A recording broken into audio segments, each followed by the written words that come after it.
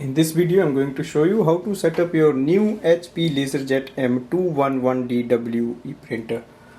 Plug in the power cable and switch it on. Once our printer is on, we will install the ink toner.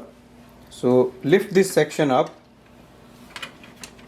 So slide it in the ink toner like in this direction. Once you let it in, it will automatically fit inside. Now close this chamber. Wait for the printer to start. You can load the papers or adjust the size. Install the A4 size sheet or letter paper. Place this here. Once you see the purple light, that means printer is ready for the setup. Now we have to go to the HP Smart app in any device like Android phone, iPhone, laptop or a MacBook. I'm going to use my iPhone and open the HP Smart app. You can download this app from the App Store. Now click on the plus button on the top and select set up a new printer, get started. It should display the printer name. Now select your printer. Next is to connect with the Wi-Fi.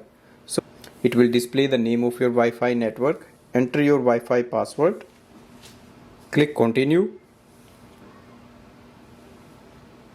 Press the flashing information button on the printer screen. Printer is connected to the Wi-Fi. Click continue. Select printing services. Click continue. Agree. If you want, you can enable the ink delivery or you can just skip the offer or disable it. It's just so we have installed the tray. We have to continue. If you want, you can print a page for the confirmation. Click continue. You can send link to other devices or you can skip it. So setup is complete. Click done button. You can see the congratulations page and you should be able to see your printer series on the main HP Smart app with the estimated level of ink.